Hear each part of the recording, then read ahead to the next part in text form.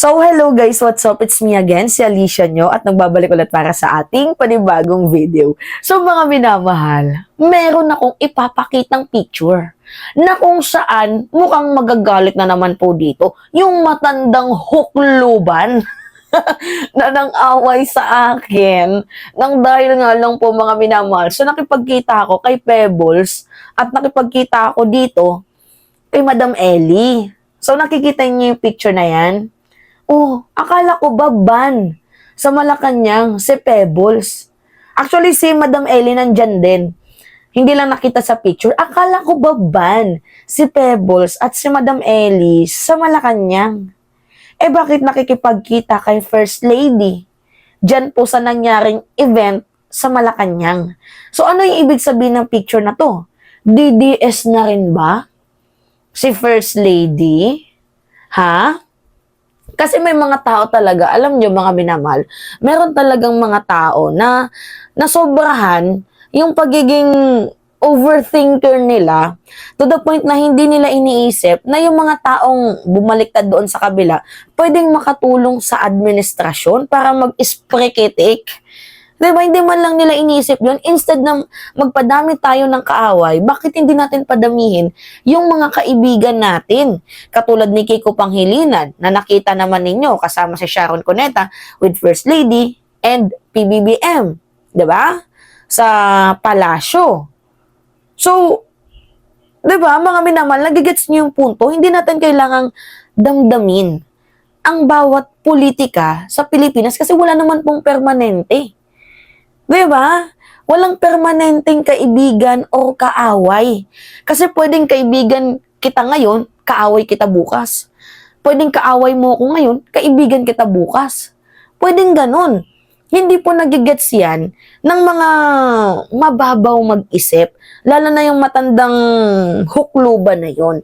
At ito pa, sagutin ko yung yung mga pinapakalat nilang chismis about sa akin na nag-beg daw po ako, mga minamahal, na pumunta sa Christmas party doon sa Malacanang.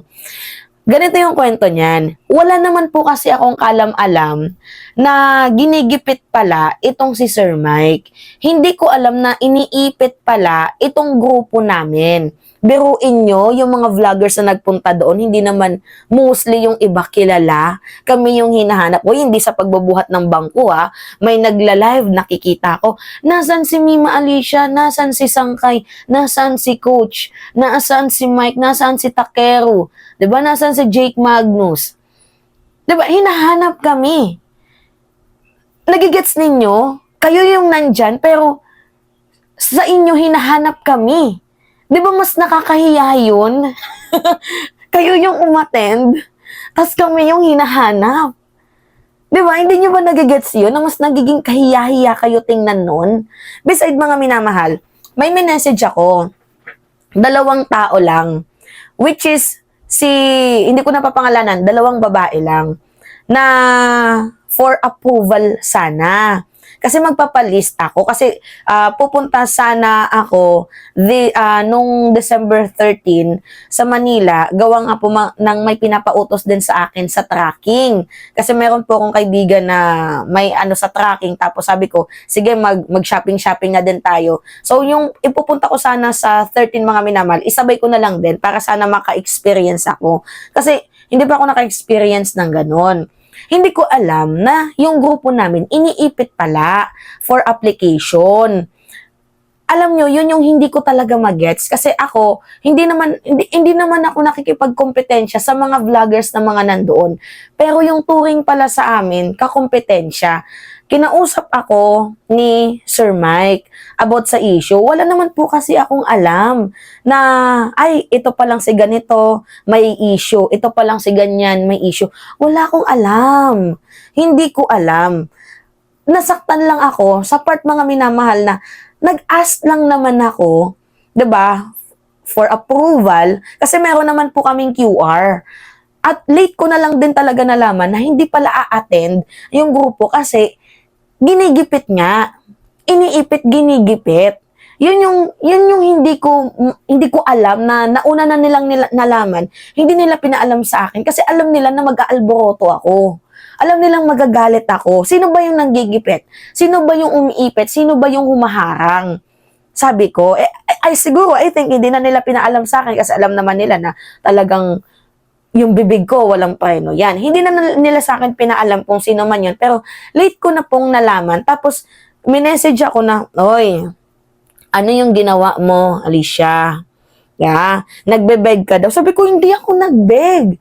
Sabi ko, wala akong na-receive na email. Sabi ko, okay lang naman. Kasi itong si Koy, mga minamahal, sabi niya, sino yung gustong, parang mayroon ata siyang message nun, if I'm not mistaken, sino yung gustong sumama sa Christmas party sa Malacanang, pakisend yung email. Hiningi na yung email namin, ganyan-ganyan. Hindi naman po ako umasa. Kasi sabi ko, akong kay Koy lang yan, sabi ko, pwede din naman, pero mas maganda yung i-confirm ko sana sa ibang tao na, yung ibang organizer, kuno na malapit kuno doon sa Malacanang. So, may nag-message sa akin kasi na isa ding TikTokeres na, message mo si ganito. Kasi siya yung siya yung parang nag-ano daw na nag-list, ganyan-ganyan. So, minessage ko itong si Girl Lalu. And hindi ko naman kasi alam yung issue ni Ate Girl at ng grupo. Hindi ko alam na meron palang panggigipit na ginagawa. So, late ko na pong nalaman. Tapos ngayon, ginawa pa nila akong issue na nag-beg daw ako. Sabi ko, kahit basahin nyo yung conversation, hindi po ako nag-beg. Wala akong ginawang pagmamakaawa doon. Sabi ko, okay, hayaan nyo na yan. Sabi ko, okay lang din naman. Kasi, nung December 12 ba yun? December 12, bago po ang alis ko sana nung December 13, mga minamahal, nag-message na din sa akin yung kaibigan ko sa tracking na, wag ka munang tumuloy, December 22 na lang, para sabay na natin sa Pasko. So, pupunta ako ng Manila, December 22, kasi hindi naman po natuloy yung tracking. So, basically, isipin nyo na lang kung pupunta ako sa Christmas party, tapos nandito ako sa Northern Summer, like, ano yun, para lang sa pagkain? Pumunta ako doon. Isipin nyo ang layo-layo ko. So, meron po akong ibang pupuntahan, kasi may business po. Meron po kaming ibang pupuntahan. Hindi lang po yun yung sa Malacanang. Kung ako yung lakad ko lang. Hindi po yun about doon. So, nagkaroon lang ako ng guts para i-confirm kung po pwede pa. Pero hindi po ako namilit. Pero, alam nyo, ito yung nakakatawa kasi hindi ko magets sa mga so-called vlogger na bakit ginagawa kaming kakompetensya na hindi naman po kami threat sa inyo. Tayo po ay sumusuporta sa administrasyon na hindi ko lang magets bakit ginagawa nyo kaming issue. Bakit ginagawa nyo kaming kakompetensya. Uulitin ko, hindi po kami kakompetensya sa inyo. Late ko na lang po nalaman kaya pinambablock ko na nga po sila mga minamahal Kasi yung turing pala sa akin na ganito, kakompetensya. Kaibigan yung turing ko sa kanya tapos tinuturing niya akong kakompetensya. Binlock ko na siya sa Facebook. Ayoko na sa kanya na-stress na ako. 'Di ba? Nakakagago yun. Yung kaibigan mo siya kung ituring tapos kakompetensya pala yung tingin niya sa'yo. Tapos mayroon isang matandang sumausaw sa issue. Ang sabi ng matanda, siya daw yung nagharang ng namin, ng application namin. Papansin naman tong matandang hukluban na to. Meron po kaming QR. Uulitin ko. Ang gusto ko lang, kasi ayaw naman pong umattend ng grupo kasi nga ginigipit. Sabi ko, total, pupunta lang din naman ako ng Manila. Bakit hindi ko na lang din isabay para magkaroon ako ng experience? Hindi rin naman ako natuloy sa Manila. So, ano pa yung purpose ko doon? Hindi lang naman po for Christmas party yung pupuntahan ko dyan sa Manila. Ang layo-layo ko, Northern Summer ako. 'Di ba?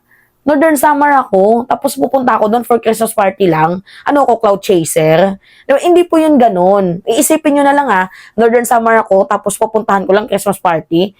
Hindi po ako ganun. Pumupunta po ako kapag mahalaga lang po yung bagay na pupuntahan ko kasi ang layo ko nga. So, yung tracking nga namin, mga minamahal, sa kaibigan ko, isasabay ko na lang sana yon kasi sabi niya 13 alis daw namin. Ang nangyari kasi hindi naman natuloy.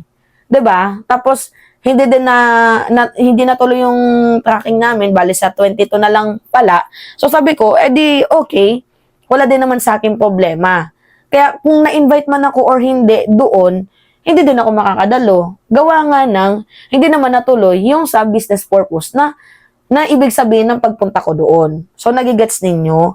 Tapos yung ipapamukha nila na nag-beg daw ako. Alam nyo kung ano yung nakakahiya dito? Kayo yung mga nandun, pero kami yung hinahanap. 'Di ba? So, yun po, mga minamahal. Natawa lang ako. So, ayoko nang lumala yung issue na to. Kasi masaya naman po pala si Pebbles at itong si First Lady. 'Di ba? Tapos ang sabi nila, ano daw, ang sabi nila mga minamahal, ban daw si Pebbles sa Malacanang. Ano yan, nakapasok. At ang malala pa dito, hinanap pa ni First Lady, si Sir Mike. O, diba? Nagigats ninyo? Kayo yung mga nandyan, pero hindi naman kayo hinanap. Yun lang, yung akin dun. Anyway, it's me again, si Alicia nyo, at nagbabalik ulit para sa ating panibagong video.